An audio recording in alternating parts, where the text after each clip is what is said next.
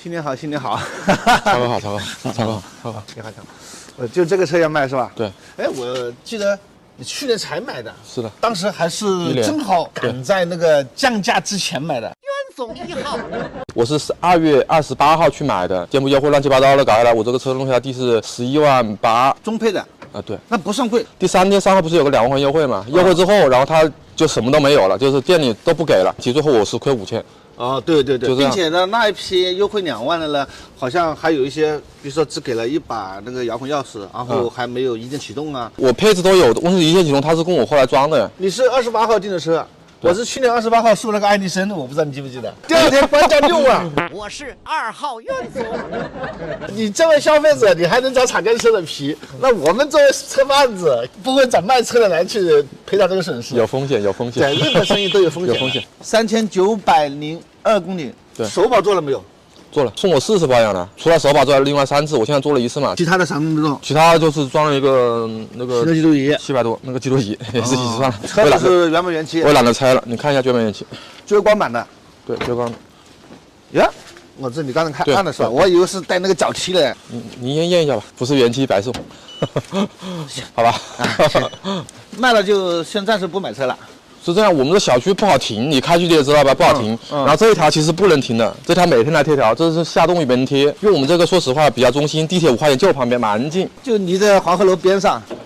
哎呀，嘎嘎新的，我这是408专业户。是啊，老款的408收了200多台。其实说实话，这个车真的很好，这个车本身很好，因为这个价位你想买个 1.6T 带2.6T 的没有。就这个配置说实用家用真的挺好的。主要是确实用不上。看看这小区环境，你看这就停在路边上的，这每天都过来贴条。买这个车买了这样不开也没啥用。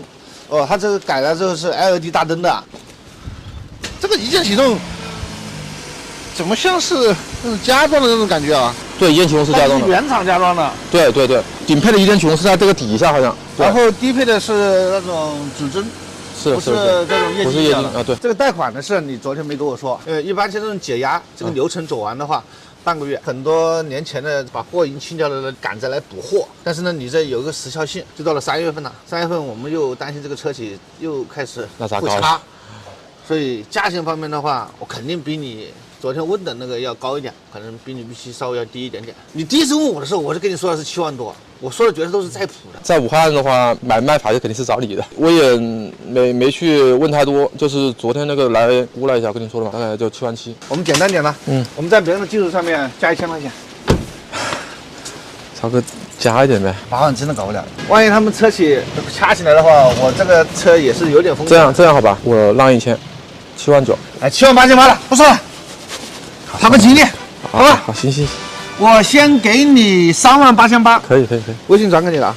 408车款7.88万，尾款4万，于收到登记证书后付清，实现3月10号逾期扣除5%车款。3月10号，今天21号，我给你留了20天的时间，可以搞定吗？基本上可以搞定，因为我们说这个时效是怕有些人他不给你积极办这个事儿。我办，我今天就办。好，可以。这是相当于是一个相互一个约束的事。可以，我回复，我今天就处理。OK，好吧。合同签一下呗。签个吧。啊，主要就是这一点啊。2月21号12点接车之后所产生的一切交通事故，什么乱七八糟的啊，违法这个由我们负责。好。新年第1单，合作愉快。好，谢谢超哥，真的谢谢超哥，生意兴隆。一样。